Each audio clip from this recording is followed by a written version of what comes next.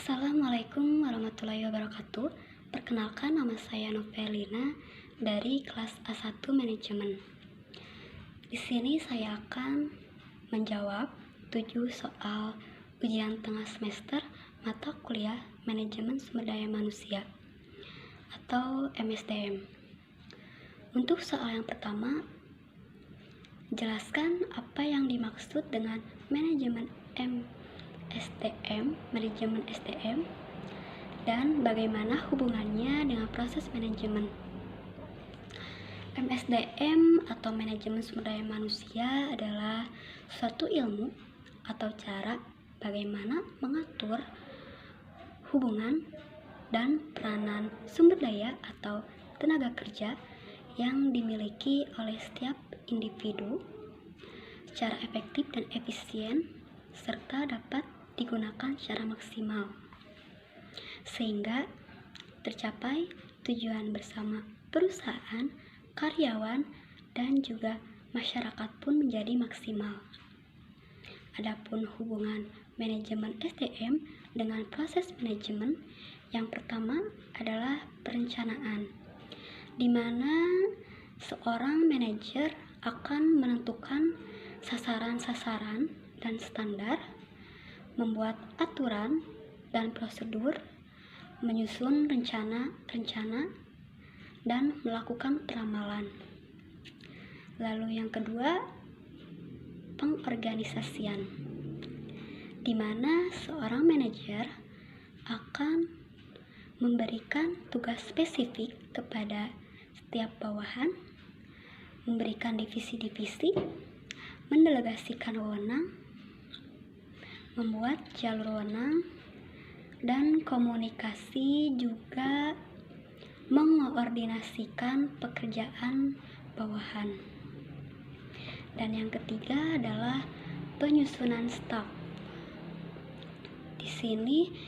Penyusunan staf di sini di mana seorang manajer akan menentukan tipe orang yang harus dipekerjakan, lalu merekrut calon karyawan, memilih karyawan, menetapkan standar prestasi, memberikan kompensasi kepada karyawan, serta melatih juga mengembangkan karyawannya.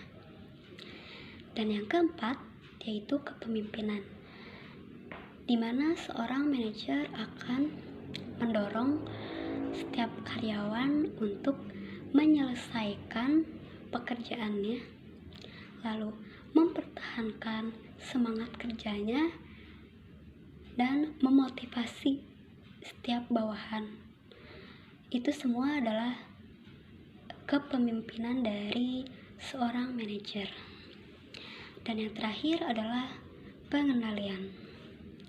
Pengendalian di sini seorang manajer akan menetapkannya standar seperti kuota penjualan, standar kualitas atau tingkat produksi, dan juga memeriksa untuk tujuannya melihat bagaimana prestasi yang dicapai dibandingkan dengan standar-standar ini, dan melakukan koreksi, itu pun jika diperlukan. Itu semua adalah proses atau hubungannya antara manajemen SDM dengan proses manajemen.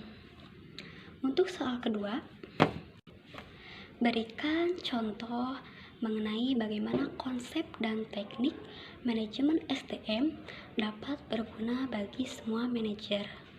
Yang pertama, melakukan analisis pekerjaan atau menentukan pekerjaan pada setiap karyawannya. Lalu yang kedua, merencanakan kebutuhan tenaga kerja dan merekrut calon karyawan. Lalu yang ketiga, mengorientasikan dan melatih karyawan-karyawan baru. Yang keempat, mengatur upah dan gaji atau memberikan kompensasi kepada karyawan. Dan terakhir, memberikan intensif, dan juga keuntungan. Itu semua yang dapat dilakukan oleh seorang manajer. Pertanyaan ketiga, jelaskan bagaimana Anda akan melakukan sebuah analisis pekerjaan. Melakukan sebuah analisis pekerjaan dapat dilakukan dengan 3 tahap. Tahap pertama adalah persiapan analisis pekerjaan, yaitu di mana melakukannya dengan cara mengidentifikasi data, menyusun daftar-daftar pertanyaan untuk diajukan kepada calon pelamar. Lalu yang kedua, tahap kedua ini adalah pengumpulan data, di mana pengumpulan data ini dapat dilakukan secara observasi, bisa dilakukan secara wawancara, lalu membagikan kuesioner atau angket, dan juga kombinasi. Dan tahap ketiga ini adalah tahap terakhir dari sebuah analisis pekerjaan. Tahap terakhir ini adalah penyempurnaan data, di mana analis memilih data yang berguna atau data yang tidak dipakai, menyaring data yang relevan atau tidak relevan, yang kemudian itu akan menjadikan atau mereview kembali informasi yang terkumpul bersama dengan orang-orang yang bersangkutan dengan pekerjaan. Itu semua adalah 3 tahap sebuah analisis pekerjaan. Pertanyaan selanjutnya, apakah menurut Anda semua perusahaan benar-benar dapat berhasil tanpa deskripsi pekerjaan yang terperinci? Berikan alasannya jika jawabannya ya atau tidak. Menurut saya tidak. Karena jikalau suatu perusahaan melakukan deskripsi pekerjaannya secara tidak terperinci atau tidak jelas, ini akan mengakibatkan perusahaan itu sendiri tidak akan berhasil.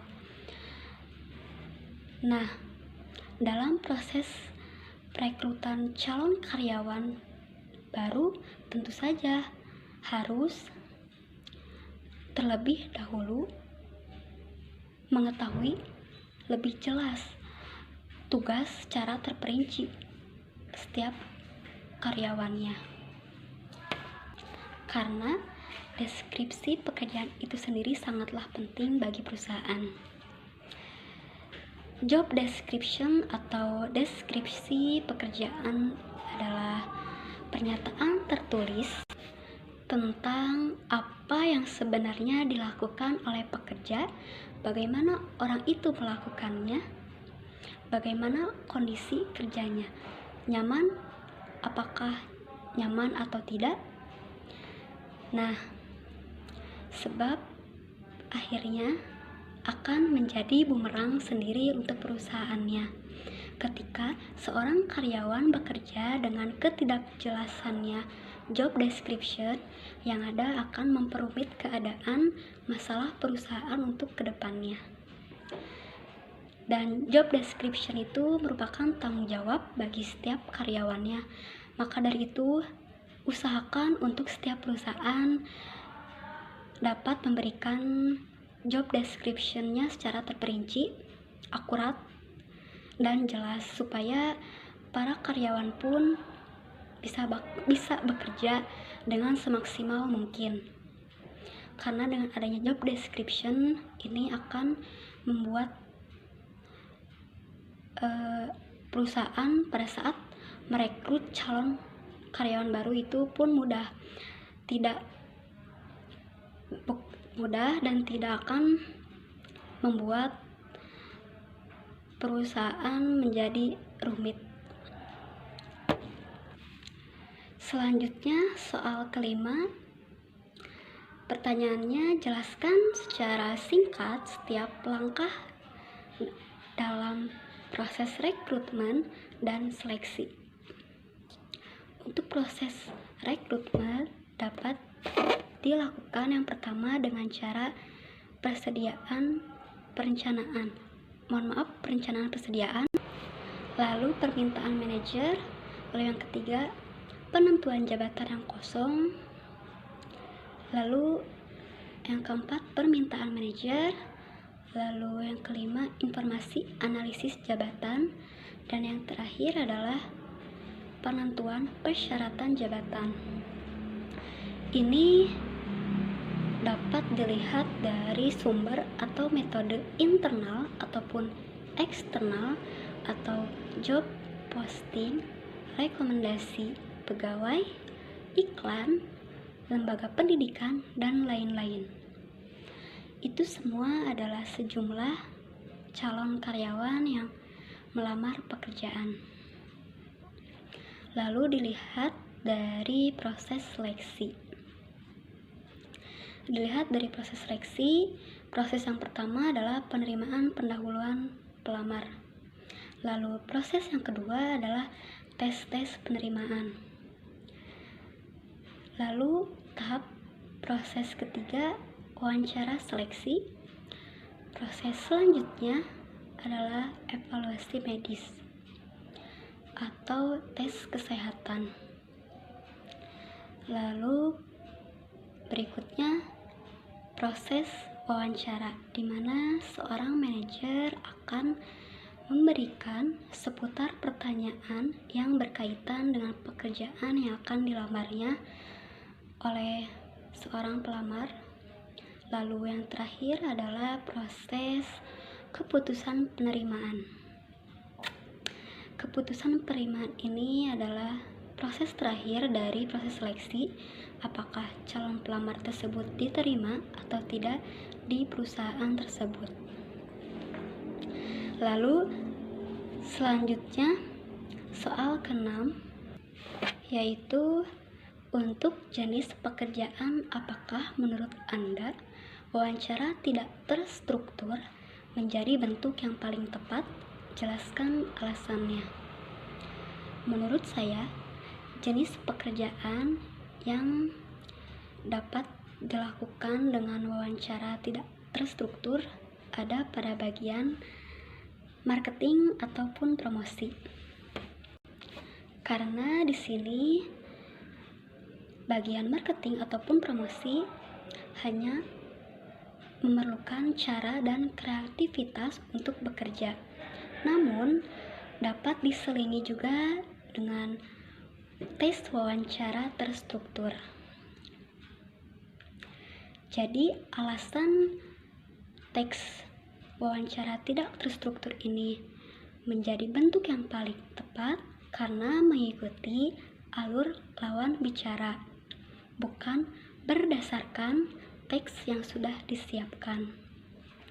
Jadi menurut saya jenis pekerjaan yang dapat dilakukan wawancaranya secara tidak terstruktur ada pada bagian marketing atau promosi, karena di sini hanya membutuhkan cara kreativitas, komunikasi yang baik, di mana seorang marketing dapat berkomunikasi dengan baik kepada calon pelanggannya, karena itu sangat penting untuk menawarkan produk-produk yang akan dijualnya. Jadi menurut saya jenis pekerjaan ini dapat dilakukan secara wawancara tidak terstruktur, namun dapat diselingi juga dengan wawancara terstruktur. Lalu untuk pertanyaan terakhir ada soal ke-7. Ini pertanyaan terakhir dari soal ujian tengah semester mata kuliah MSDM ini. Pertanyaannya adalah jelaskan mengapa penetapan kebijakan kompensasi harus sejalan dengan strategi bisnis perusahaan. Alasannya, karena perusahaan yang besar membutuhkan pengorganisasian juga pengadministrasian pemberian kompensasi yang baik. Karena pemberian kompensasi bukanlah sekedar memberikan dan membagikan upah atau gaji kepada karyawan, melainkan harus memperhitungkan kemampuan perusahaan serta produktivitas kerja karyawan serta aspek-aspek lainnya yang berhubungan dengan itu. Jadi, pemberian kompensasi bukan hanya sekedar seorang manajer memberikan upah atau gaji, tidak, tapi harus memperhitungkan juga kemampuan perusahaan serta produktivitas kerja karyawannya. Itu semua adalah 7 soal ujian tengah semester mata kuliah Manajemen Sumber Daya Pemasaran 1. Demikian